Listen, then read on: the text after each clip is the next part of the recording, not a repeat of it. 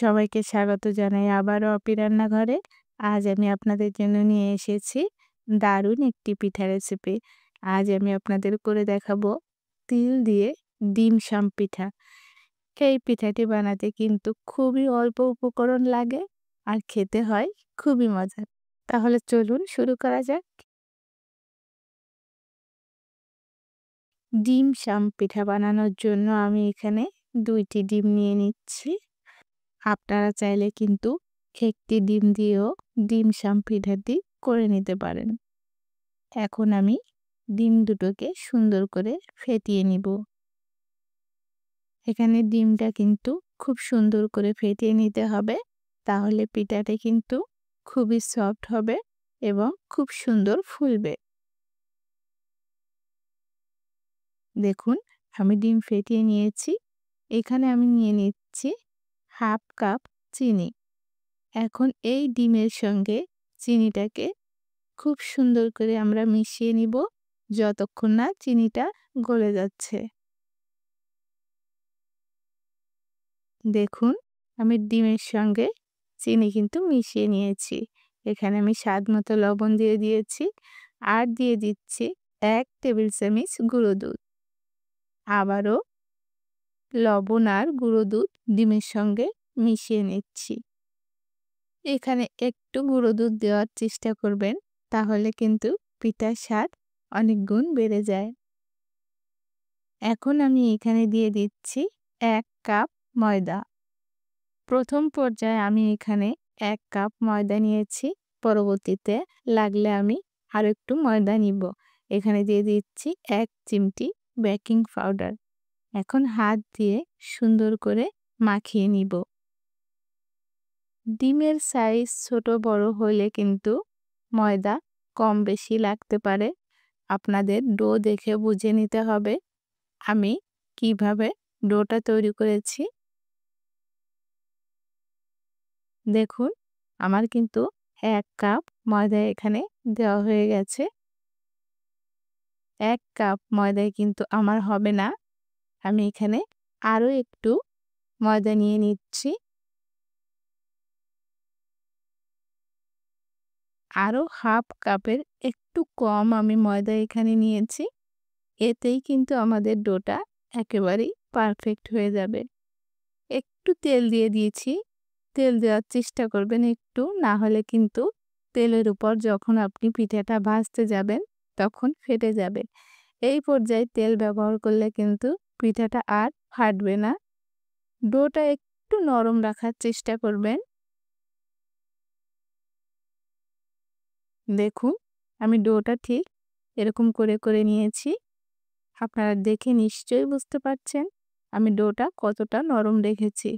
এখন এখান থেকে আমি একটু ডো আলাদা করে রেখে দিচ্ছি কালার করার জন্য। এটা সম্পূর্ণই অপশনাল। আমি দিচ্ছি আমার বাবুর পছন্দে। সে ডিমসাম পিঠা ডিমের মতো হলেই পছন্দ করে। তাই আমি ডিমের কুসুম করার জন্য একটু কমলা কালার দিয়ে একটু ডো কালার করে নিচ্ছি। দেখুন, আমার কিন্তু কালার করা হয়ে গেছে। এখন হাতে একটু তেল মাখিয়ে নিচ্ছি। খুব বেশি তেল কিন্তু মাখানো যাবে না। একটু তেল মাখিয়ে নিয়েছি। এখন এখান থেকে আমি একটু ডো নিয়ে একটা শেপ দিয়ে নিচ্ছি। এখন আমি সাদা ডোটা নিব। আসলে এখানে বলার কিছুই নাই। আপনারা দেখেই বুঝতে পারবেন আমি পিঠাটা কিভাবে তৈরি করে নিচ্ছি। এই পিঠার ডোটা কিন্তু এরকম একটু নরম রাখতে হবে, না হলে কিন্তু আমি যে তিলটা ব্যবহার করব ওটা কিন্তু পিঠার গায়ে সুন্দরভাবে লাগবে না। এজন্য ডো একটু নরম রাখতে হবে, যাতে করে পিঠাতে তিলটা সুন্দর করে বসে যায়। আবার খুব বেশি তেলও দেওয়া যাবে না, তাতে করে তিলটা কিন্তু পিঠায় খুব বেশি বসবে না। ভাজি করার সময় তিলটা ঝরে পড়ে যাবে। দেখুন, আমি এভাবে গায়ে তিল মাখিয়ে নিচ্ছি পিঠার। এভাবে চেপে চেপে আমি তিলটা বসিয়ে দিচ্ছি পিঠার সঙ্গে।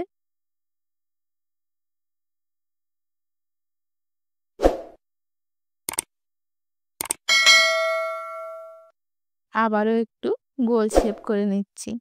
দেখুন আমার কিন্তু একটা পিঠা বানানো হয়ে গেছে। আমি আরেকটা আপনাদের দেখিয়ে দিচ্ছি।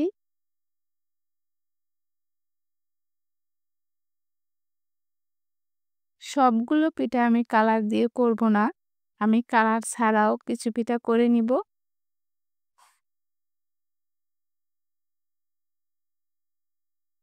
দেখুন আরেকটা পিঠা আমি এভাবে করে নিচ্ছি। এই পিঠাটি কিন্তু খেতে খুবই মজার হয়। বাইরেটা থাকে তিলে ভাজা মুচমুচা আর ভিতরটা থাকে একেবারে সফট কেকের মতো। খুবই অল্প উপকরণে এই পিঠাটা কিন্তু খুব সুন্দরভাবে আপনারা বানিয়ে নিতে পারবেন। দেখুন এভাবে তিলটা একটু চেপে চেপে পিঠার সঙ্গে লাগিয়ে দিতে হবে। তাতে করে তিলটা কিন্তু পিঠার সঙ্গে খুব ভালোভাবে সেট হয়ে যাবে। এভাবে আমি সবগুলো পিঠা করে নিব।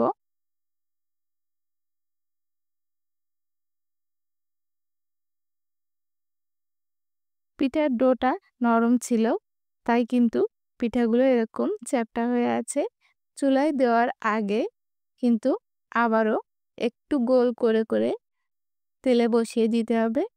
আমি কিন্তু সবগুলো পিঠা করে নিয়েছি। এখন আমরা চলে যাব চুলার কাছে পিঠা ভাজার জন্য। চুলায় আমি তেল গরম করে নিয়েছি। এখন একটি একটি করে আবারও গোল শেপ করে আমি পিঠাগুলো তেলে ভেজে নিব। চুলার আঁচ কিন্তু বাড়ানো যাবে না। হালকা আঁচেই কিন্তু পিঠাটা ভাজি করতে হবে। না হলে কিন্তু তিলগুলো খুব তাড়াতাড়ি পুড়ে যাবে।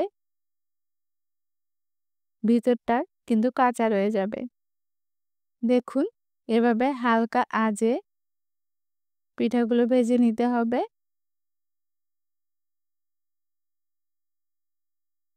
খুব সাবধানে নাড়াচাড়া করতে হবে।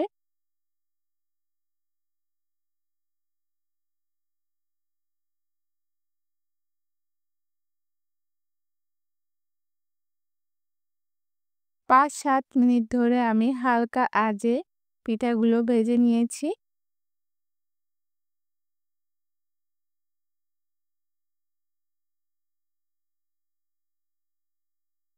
দেখুন আমার পিঠাগুলো কিন্তু ভাজা হয়ে গেছে। অনেকটাই কিন্তু ফুলে গেছে। আপনারা দেখে নিশ্চয়ই বুঝতে পারছেন। এখন আমি পিঠাগুলো তুলে নিব। এরপর আমি যে পিঠাগুলো ভেজে নিব তার আগে কিন্তু তেলের উপর থাকা এই তিলগুলো উঠিয়ে নিতে হবে। না হলে কিন্তু তিলগুলো পুড়ে যাবে। অন্য পিঠাগুলোও কিন্তু খেতে ভালো হবে না, তিতো হয়ে যাবে। আমি আবারও পিঠাগুলো ভেজে নিচ্ছি। দেখুন এভাবে করে আমি সবগুলো পিঠা কিন্তু ভেজে নিয়েছি। পিঠাগুলো আমি নামিয়ে নিয়েছি। দেখুন একেবারেই কদম ফুলের মতো লাগছে। আমি আপনাদের কাছ থেকে একটু দেখিয়ে দিচ্ছি। দেখুন পিঠাগুলো কত সুন্দর হয়েছে। খেতেও কিন্তু খুব মজার হয়। একেবারেই কদম ফুল, তাই না? এখন আমি কালার ছাড়া একটি পিঠা আপনাদের কেটে দেখাচ্ছি। দেখুন এটা কিন্তু আমি কালার ছাড়া করেছি। ভিতরটা সাদা আছে। কতটা সফট হয়েছে দেখে বুঝতে পারছেন। এই পিঠাটা আমি কালার দিয়ে করেছি। একেবারেই ডিমের মতো দেখতে লাগছে। ডিম শাম পিঠা, তাই একটু কালার করে নিয়েছি। চেষ্টা করেছি কম উপকরণে খুবই অল্প সময় একটি পিঠা রেসিপি আপনাদের সঙ্গে শেয়ার করার জন্য। আপনাদের যদি আমার রেসিপিটি ভালো লাগে অবশ্যই কমেন্ট করে জানাবেন। সবাই ভালো থাকবেন, সুস্থ থাকবেন। ধন্যবাদ।